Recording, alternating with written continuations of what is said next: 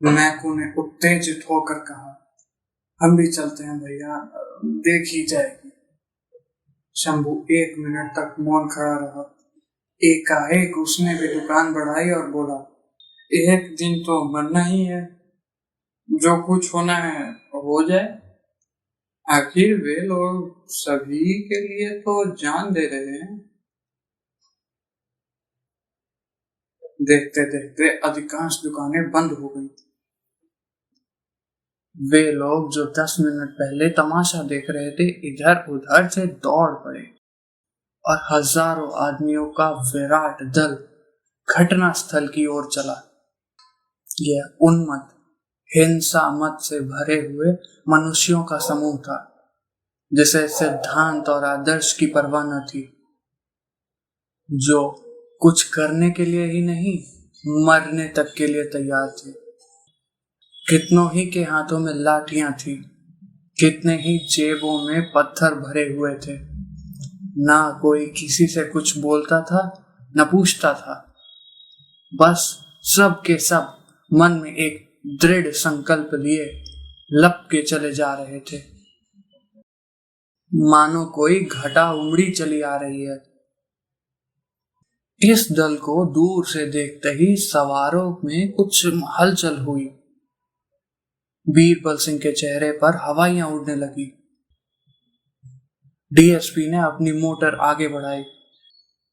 शांति और अहिंसा के व्रतधारियों पर डंडे बरसाना और बात थी, एक उन्मत्त दल से मुकाबला करना दूसरी बात। सवार और सिपाही पीछे खिसक गए।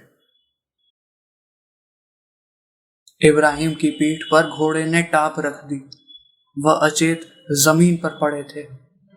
उन आदमियों का शोरगुल सुनकर आप ही आप उनकी आंखें खुल गई। एक युवक को इशारे से बुलाकर कहा, क्यों, कुछ लोग शहर से आ रहे हैं? कैलाश ने उस बढ़ती हुई घटा की ओर देखकर कहा, जी हाँ, हजारों आदमी। इब्राहिम, तो अब खैरियत नहीं है? झंडा लौटा दो, हमें फौरन लौट जाना चाहिए, नहीं तो तूफान मच जाएगा। हमें अपने भाइयों से लड़ाई नहीं करनी है, फौरन लौट चलो। यह कहते ही उन्होंने उठने की चेष्टा की, मगर उठ न सके। इशारे की देर थी। संगठित सेना की भांति लोग हुक्म पाते ही पीछे फिर गए। झंडों की बांस, साफों और रुमालों को लपेटकर स्ट्रेचर तैयार हो गया। इब्राहिम को लोगों ने उस पर लिटा दिया और पीछे फिर गए। मगर क्या वो हार गए थे? अगर कुछ लोगों को उन्हें परास्त मानने में ही संतोष हो तो हो, लेकिन वास्तव में उन्होंने एक युग क्रांति विजय प्राप्त की थी।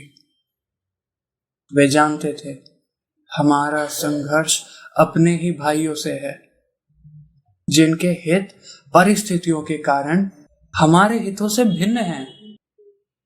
उनसे बैर नहीं करना है। फिर वह यह भी नहीं चाहते थे कि शहर में लूट और दंगे का बाजार गर्म हो जाए और हमारे धर्म युद्ध का अंत लूटी हुई दुकानों और टूटे हुए सिर से हो।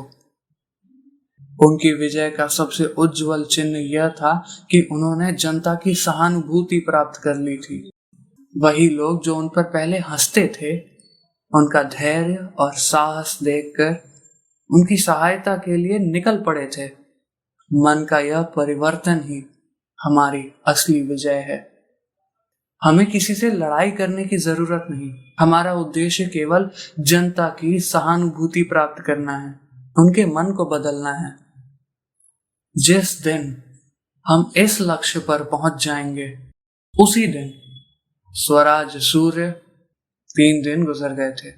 बीरबल सिंह अपने कमरे में बैठे चाय पी रहे थे और उनकी पत्नी मिठन बाई शिशु को गोद में लिए सामने खड़ी थी। मैं क्या करता उस वक्त? पीछे डीएसपी खड़ा था। अगर उन्हें रास्ता दे देता तो अपनी जान मुसीबत में फंसती। मिठन बाई ने सिर हिलाकर कहा, तुम कम से कम इतना तो कर ही सकते थे कि उन पर डंडे ना चलाने देते। तुम्हारा काम आदमियों पर डंडे चलाना है? तुम ज्यादा से ज्यादा उन्हें रोक सकते थे। कल को तुम्हें अपराधियों को बेत लगाने का काम दिया जाए तो शायद तुम्हें बड़ा आनंद आएगा। क्यों? बीरबल सिंह ने खिसिया कर कहा, तुम बात क्यों नहीं समझती हो? मिठन बाई, मैं खूब समझती हूँ। बीएसपी पीछे खड़ा था। तुमने सोचा होगा ऐसी करगुजरी दिखाने का अवसर शायद फिर कभी मिले या ना मिले। क्या समझते हो, उस दल में सब बुरे आदमी थे? उसमें कितने आदमी ऐसे थे जो तुम्हारे जैसे नौकर रख सकते हैं? विद्या में तो शायद अधिकांश तुमसे ज्यादा होंगे, मगर तुम उन पर डंडे चला रहे थे और उन्हें घोड़ों से कुचल रहे थे। वाह हरी मर्दानगी! बीरबल ने बेहयाई की हंसी के साथ कहा। बीरबल ने बेहयाई की हंसी के साथ कहा, डीएसपी ने मेरा नाम नोट कर लिया है। दरोगा जी ने समझा था यह सूचना देकर वह मिठन बाई को खुश कर देंगे। सज्जनता और भलमनसी आदि ऊपर की बातें हैं, दिल से नहीं जबान से कही जाती है। स्वार्थ दिल की गहराइयों में बैठा होता है, वही गंभीर विचार का विषय है। मगर मिठन बाई के मुख पर हर्ष की कोई रेखा नजर नहीं आई। ऊपर की बातें शायद गहराइयों तक पहुंच गई थी। बोली, जरूर कर लिया होगा और शायद तुम्हें जल्द तरक्की भी मिल जाए, मगर बेगुनाहों के खून से हाथ रंगकर तरक्की पाई तो क्या पाया? यह तुम्हारी करगुजरी का इनाम नहीं, तुम्हारे देशद्रोह की कीमत है। तुम्हारी करगुजरी का इनाम तो तुम्हें तब मिलेगा जब तुम किसी खूनी को खोज निकालोगे, किसी डूबते हुए आदमी को बचा लोगे। अचानक एक सिपाही ने बरामदे में खड़े होकर कहा, हुजूर, यह लिफाफा लाया हूँ। बीरबल सिंह ने बाहर निकलकर लिफाफा ले लिया और भीतर की सरकारी चिट्ठी निकालकर पढ़ने लगे। क्या तरक्की का परवाना आया है? क्या तरक्की का परवाना आ गया? बीरबल ने चेप कर कहा, तुम तो जानती हो आज फिर कोई जुलूस निकलने वाला है, मुझे उसके साथ रहने का हुक्म हुआ है। मिट तो तुम्हारी चांदी है, तैयार हो जाओ, आज फिर वैसी ही शिकार मिलेंगे। खूब बढ़ चढ़कर हाथ दिखाना, डीएसपी भी जरूर आएंगे। अब की बार तुम इंस्पेक्टर हो जाओगे, ठीक है? सही कहा ना?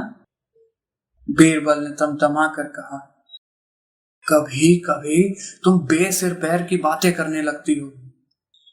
मान लो मैं चुपचाप खड़ा रहूं तो क्या नतीजा होगा? मैं नालायक समझा जाऊंगा और मेरी जगह कोई दूसरा आदमी भेज दिया जाएगा। कहीं यह साबित हो गया कि मुझे स्वराजवादियों से सहानुभूति है तो कहीं का नहीं रहूंगा। अगर बर्खास्त ना हुआ तो लैंड की हाजिरी तो हो ही जाएगी। आदमी जिस दुनिया में रहता है उसी का चलन देखकर काम करता है।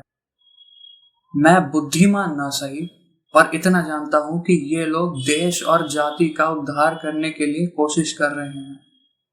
यह भी जानता हूं कि सरकार इस ख्याल को कुचल डालना चाहती है।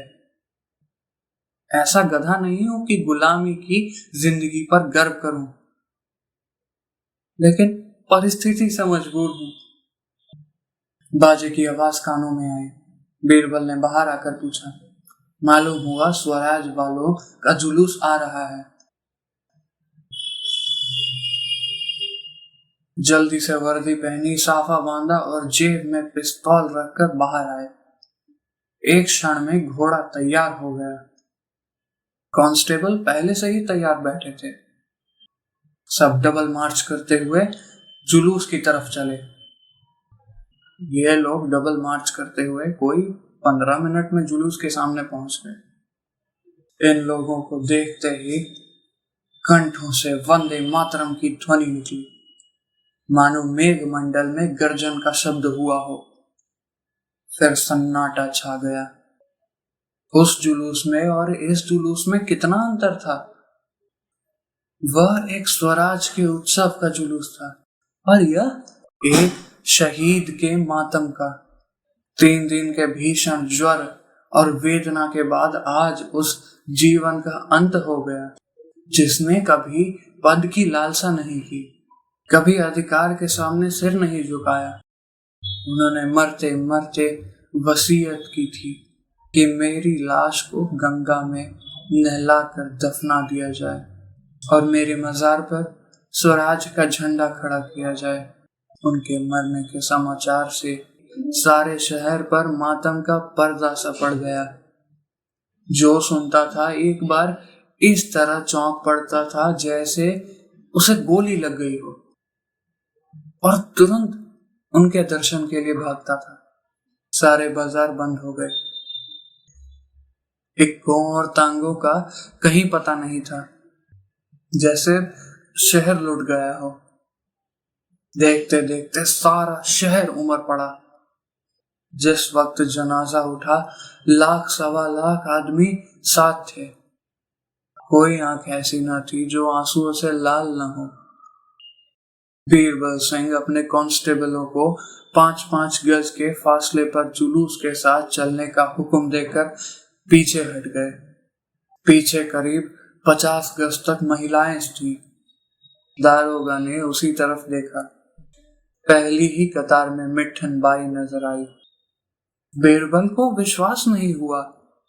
फिर ध्यान से देखा और आंखें फेर ली, पर उसकी चितवन में कुछ ऐसा धिक्कार, कुछ ऐसी लज्जा, कुछ ऐसी व्यथा, कुछ ऐसी घृणा भरी हुई थी कि बीरबल सिंह की देह में सिर से पांव तक सनसनी दौड़ गई।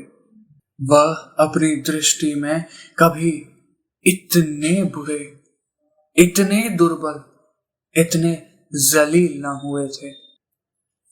सहसा एक युवती ने दरोगा जी की तरफ देखकर कहा, कोतवाल साहब, कहीं हम लोगों पर भी डंडा तो नहीं चला दीजिएगा, आपको देखकर भय हो रहा है। दूसरी बोली, आपके ही कोई भाई थे जिन्होंने उस दिन माल के चौराहे पर उस वीर पुरुष पर आघात किए थे। तीसरी ने कहा, आपके कोई भाई ना थे, आप खुद थे। बीसियों के मुंह से आवाज निकली, अच्छा, यह वही महाशय हैं?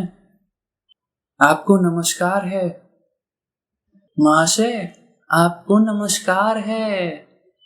आप ही की कृपा का फल है कि आज हम भी आपके डंडों के दर्शन के लिए खड़ी हुई हैं।